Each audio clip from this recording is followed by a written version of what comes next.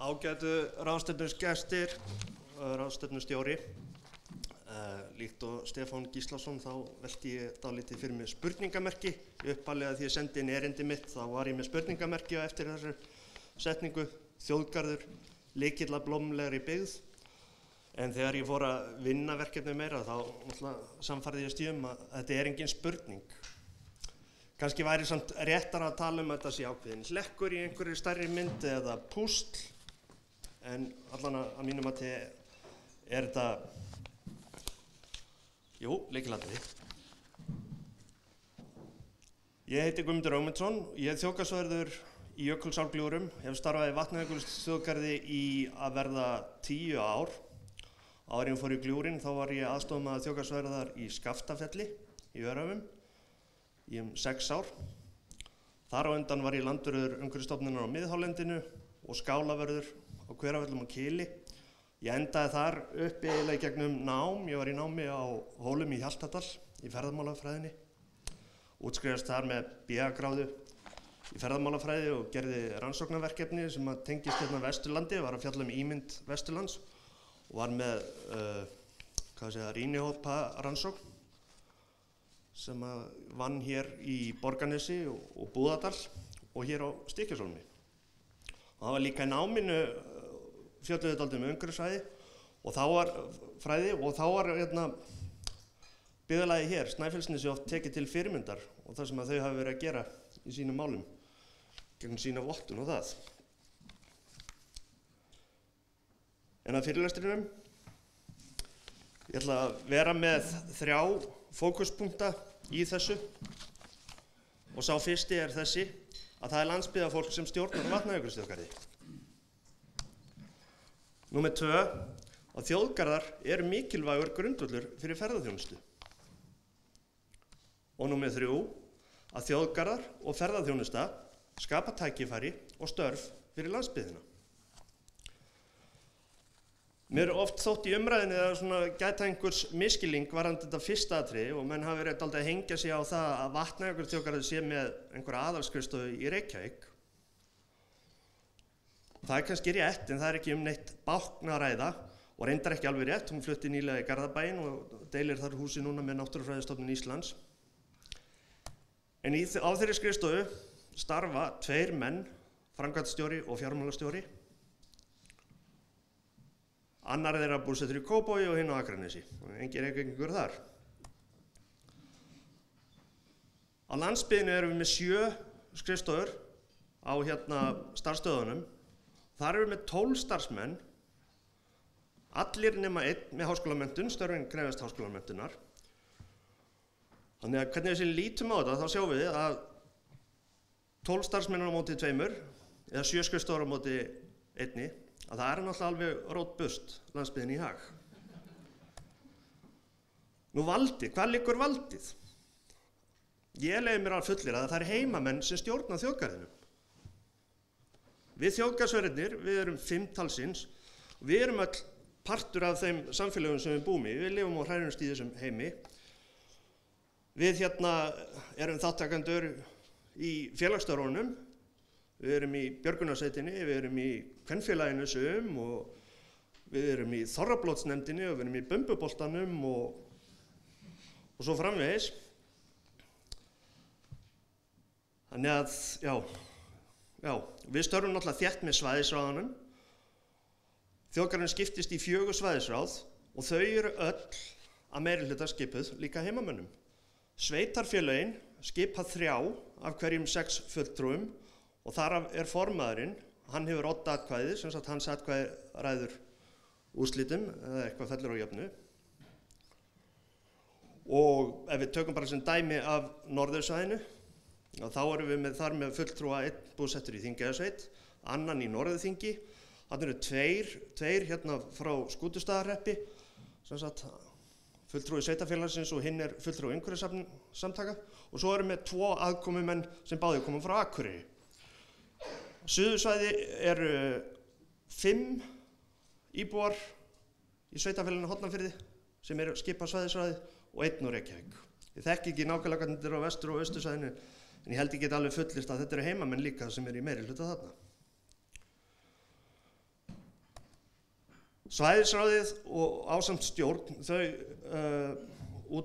búa til stjórnunar og verndar áætlun þjóðgarðsins, ábyrg fyrir henni, þannig að þau ráða, eiginlega flestu í gegnum hana, það hún sem ræður, við höfum þetta lögin frá Alþingi sem að setja ákveðnar leikareglur, en allir svona, dítelar og stóra myndin kannski líka sett saman í stjórnunar- og verndaráætluninni. Stjórn Vatnajökulsþjóðgarðs, þar þetta meira og minna allt landsbyggðarfólk. Hérna skjáskjóta vefsíðunni og ég bara merkti inn á þetta með rauðu hvar þetta fólk býr.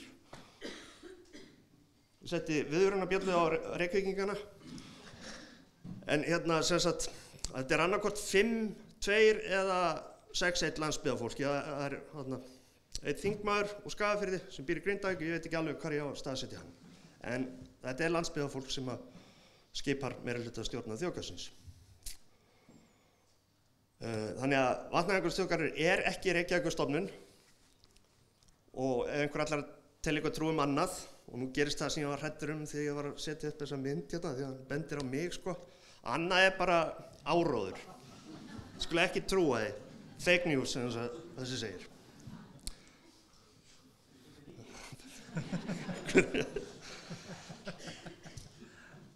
Það ekkert alveg út í bláina ég setti Donald Trump hana, að því að ég ætla aðeins að víkja sögunni örsnöggt til Bandaríkjanna. Ég var svo heppinn að ég fór í þjálfunarferð til Bandaríkjanna 2012 í boði Alcoa Foundation og þar fengum við þjálfun hjá Þjóðgarðastofnun og heimsóttum þjóðgarða og maður sá hvernig þeir eru að gera sína hluti þarna vestanhafs og langflest til fyrirmyndar, margt sem við getum lært af þeim. Það má að sumu leyti segja að þjóðgarðahugmyndin fæðist í Bandaríkjunum. Þetta auðvitað partur af stærri mynd sem þessi breyting, rómantíska stefnan í bókmenntum og listum og allt það.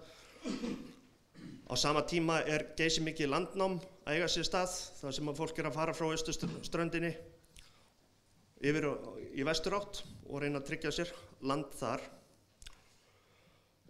Menn koma þá í fyrsta skipti, sem sagt hvítir menn, svo vitað sé, inn á svæði eins og Yellowstone og það verður strax svona einhver kannski samhugur eða konsensus það að þetta séu svæði sem að sé vert að vernda og sé rétt að það séu áfram, eða séu sem sagt í sameign þjóðarinnar.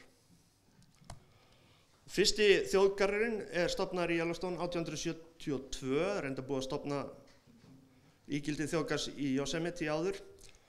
En þetta einmitt, þetta stofnað, þetta á að vera sameign þjóðarinnar. Það eru náttúrulega ekki allir hrifnir af þessu og þeir sem voru til dæmis í timburiðnaðinum, þeir settu sér mjög upp á móti þessu, fannst vera að skerða þeirra tækifæri. En jafnbrautafyrirtækin, þau sjá sér leika borði, leggja teina þarna upp yfir og fara að flytja inn ferðamenn í miklu mæli. Samhliða þessu þá fer náttúrulega að byggjast upp meiri og meiri ferðaþjónusta og fleiri þjóðgarðar stofnaðir, flestir í vesturhluta Bandaríkjanna. Þeir stofna svo sína þjóðgarðarstofnun 1916, vonandi verður hún að veruleika hjá okkur á, þar næsta ári eða frekar næsta. Þjóðgarðarstofnun með það hlutverk, náttúrulega bara sameina starfið á milli þjóðgarðanna og tryggja gæði og faglega yfirumsjón og á þessu byggja þeir allt sitt starf.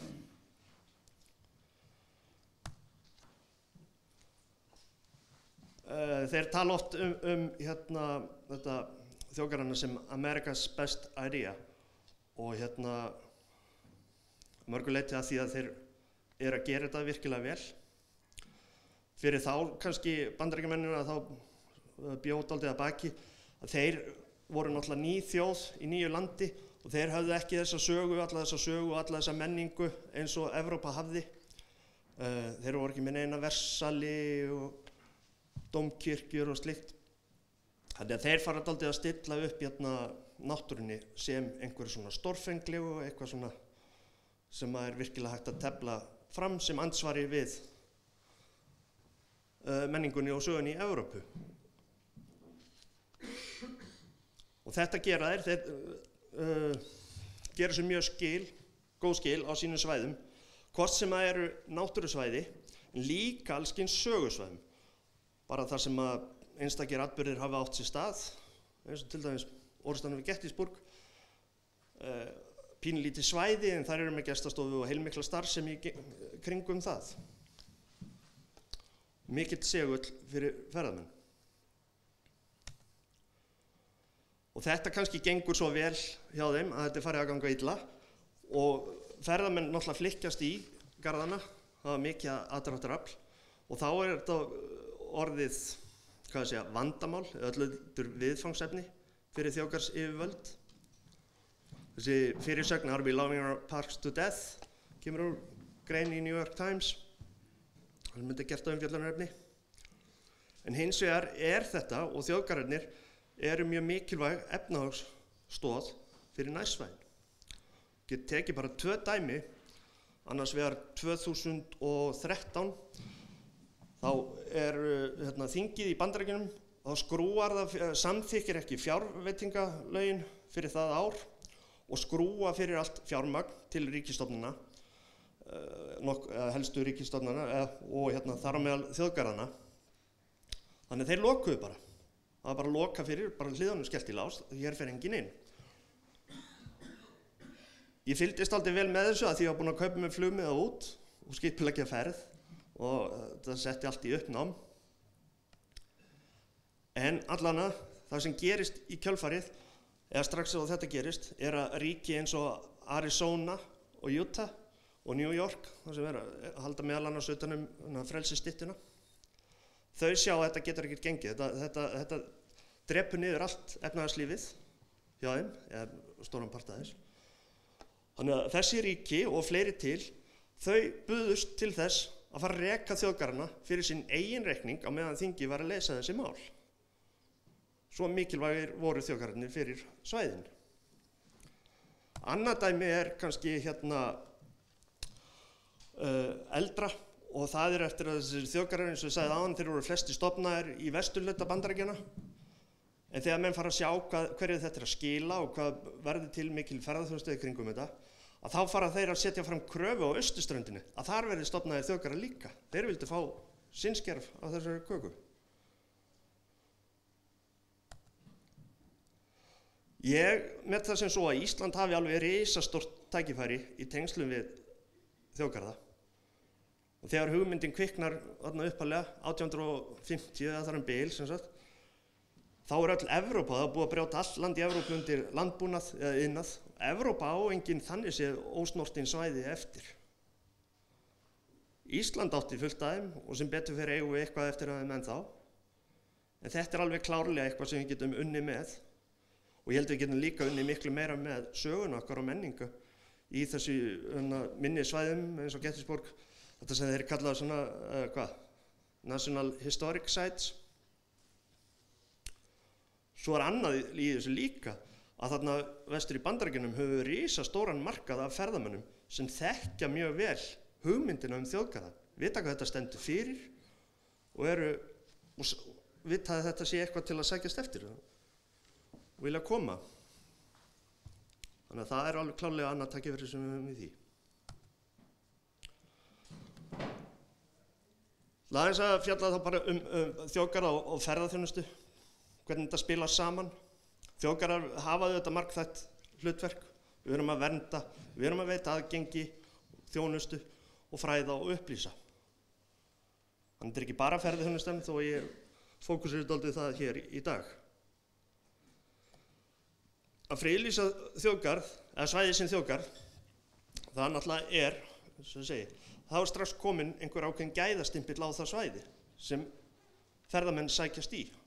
Þetta bara verið staðfest í rannsóknum og þið kannski finnið fyrir því sjálf þegar þið eru að ferðast erlendis eða þið sjáu að kæra einhvers staðar og sjá að það þjóðgarður, þá takið kannski að beygja á veginum eða ekki. Þetta krefst einhverja stjórnunar og uppbyggingar og vilt innviða, fer dálítið eftir í í hvaða flokki þjóðgarðurinn er. En með þessum innviðum, bara eins og til dæmis göngustígum og kerfi gönguleiða, þá ertu farin að lengja dvöl ferðamanna á svæðinu. Í staðinn fyrir að þeir keyri í gegn, taka eina mynd og haldi svo áfram, að þá eru stoppaðir þarna, ganga kannski halvan dag eða heilan dag. Það er ekkert ólíklegt að þú ert að fá þá til að gista þá í 2 nætur á svæðinu í staðinn fyrir 1. Fyrir ferðaþjónustuna erum við náttúrulega að veita fullt af grunnþjónustu, kannski dálítið mikið gegnum öll þessi klósett sem við erum með, hingað og þangað. Ég held að ég sé með 60 klósett og pissuskálar samtals í Jökulsárgljúfrum. En þetta getur ferðaþjónustan alveg tímalaust nýtt sér. Ég ætla að klára hérna aðeins á Skaftafelli sem ég þekkið vel til. Þetta var náttúrulega bara bújörð þegar áður fyrr, mjög hagkvæm skilir til sauðfjárbeitar, en svo kemur hérna velvæðingin landbúnaði og fólki flyst á mölin og þá er þetta ekkert lengur gott. Sigurður Þórarinsson, jarðfræðingur, stingur upp á því að þarna verið þjóðgarður og hann þekkti náttúrulega vel fólkið sem þarna bjó út af rannsóknum sínum og hann rærir dálítið í stjórnvöldum að kaupa jörðina sem þeir gera. Þarna stofnaði þjóðgarður 1967 og svo ýmis uppbygging sem á sér í stað tengslum við brúin Skeiðarársands. Í veturinn 2009-10 er í fyrsta skipti vetraopnun í þjónustumiðstöðinni Skaftafelli og þá er ég einmitt ráðinn þarna inn bara til að hjálpa til við að sinna því verkefni og ég set hérna inn tölur frá janúarmánuði. Fyrsta mánuðin komu 58 manns, næsta voru þetta eitthvað 200 og það vex og vex og vex. Það sem gerist náttúrulega, það er líka gisting og það er matur og afþreying í boði á svæðinu. En með vetraopnuninni þá fara hópferðafyrirtækin að fjölga sínum ferðum inn á svæðið. Ég man á þessum tíma það var ofta verið að kvarta að það væri mikið lokað inn á Vesturlandi, það var ekkert hægt að komast á salernin eins staðar. Þeim fjölgar, afþreyingafyrirtækin fjölgar og bara sem eitt dæmi, heimamenn voru eins og með afþreyinguna. Einar í Hofsnesi var með jöklagöngur fyrir ferðamenn. Svo veturinn eftir held ég hafi verið þá koma íslenski fjallalausa-menn og fara að þjónusta. Þá svona minnkar kannski dálítið hjá Einari. Þeir dálítið gleypa hann. Þannig hann þarf að fara að finna eitthvað annað. Og hann fer að gera út á Íshella. Og það hefur bara verið algjör sprenging í því. Ég veit ekki hvort þið trúi, þessi litla hóla hérna sem þið sjáið á myndinni lengst til hægri, hún er að velta svona 1 milljarði á vetri. Þetta er þetta annað sem að Stefán nefndi hérna áðan. Og svo fólki að eyða öðru eins ábyggilega í gistingu og annað á svæðinu. Það stefnir í 21 heilsársstöðugildi á Suðursvæði á næsta ári. Þetta er náttúrulega ekki bara Skaftafell, þetta hefur náttúrulega áhrif langt fyrir utan það. Við vorum 3 þarna 2010. Það er að fjölga ferðaþjónustufyrirtækjum, bæði heimamönnum og Reykjavík og víða að. Ferðamenn eru að kaupa mikið af afurðum héraði, þeir eru að kaupa lopapeysur, þeir eru að kaupa ís, þeir eru að kaupa bleikju úr eldinu og þeir eru að kaupa ærkjöt sem er Klaus í Skaftafelli, það heitir Skaftafelli Delikatessen, hann kaupir upp allt ærkjöt og vinnur úr því pulsur og sem sagt allt ærkjöt sem kemst yfir öðrum. Ég held að dugi ekki lengur til. Þjóðgarðurinn er að kaupa fullt af þjónustu, við erum að kaupa smiðunum, við fá smiði og rafvirkja og pípara og vélaverktaka, við halda göngustígunum að þessu. Unga fólki sem var farið sumt, það er komið aftur og unga fólki sem er fyrir, það er að stofna sín eigin fyrirtæki. Hérna er dæmi, þetta eru Helen og Aron sem búa á Hofsnesi. Annað dæmi eru þau sem eru á Hóteli Skaftafelli, það verið að taka við þar. Grunnskólinn er ennþá starfandi. Þegar ég kem þarna þá, ég man ekki hvað hvort það voru 4 eða 5 börn sem voru eftir og þeim eru ekkert fjölgan eitt rosalega eins fólkið náttúrulega sá fram á að skólinn myndi hætta þarna innan fárra ára og þá verið hann aldrei opnaður aftur. Og nú er verið að byggja íbúðarhúsnæði, það reynda miklu meira, en staðan er allan að gjörbreytt þarna á þessu svæði. Það er spennandi tímar framundan hjá okkur í Vatnajökulsþjóðgarði. Við erum alltaf búin að ganga í gegnum fullt af erfiðleikum á þessum fyrstu 10 árum, kannski bæði stjórnulega að sumu leyti og við verðum að fóta okkur áfram, en líka hitt að við verðum að glíma við alveg gífurlega sprengingu í ferðaþjónustu. Ég tek sem dæmi það að vera að fara að gera nýja gestastofu á Klaustri og við ætlum að vera þátttakendur í þekkingarsetri í Mývatnssveit. Dettifoss að koma og það verður svakaleg áskorun fyrir okkur í Jökulsárgljúfrum að stýra því. En ég held að það sé alveg klárt mál að líka tækifæri sem við þar. Og svo það Þjóðgarðsstofnun sem að ég held alveg klárlega komið til með að efla okkur mjög og auka fagmennsku. En ég held líka að það sé gott tækifæri til þess að stofna ný störf eða fá þessi störf út á land. Af því við erum hver í sínu lagi núna að kaupa ýmsa þjónustu og verk, mikið frá Reykjavík, bæði við Vatnajökulsþjóðgarð og þau eins og Jón hjá Umhverfisstofnun. En með þessari Þjóðgarðsstofnun þá held ég að sé alveg tækifæri til þess að við förum að miðla þessu meira í eina átt og getum þá farið að búa til einhver störf, einhverjir vinna við okkur sem að búa þá út á þessum starfsstöðum, út á þessum svæðum þjóðgarðsins. Þannig ég held að það er bara klárt mál að við höfum fullt að tækifærum í þessu. Getum þess vegna búið til nýja áfangastæði, bæði náttúrusögustæði og búa til störf fyrir núverandi og komandi kynslóðir. Myndin niðri í hægri, þetta fólki sem að vinna hjá mér í Gljúfrunum. Ég er mjög stoltur að þetta meira og minna allt heimafólk sem kemur þarna. Og það sem mig dreymir að geta búið til fleiri heilsástörf. Þannig að við vinnum allt árið. Takk fyrir.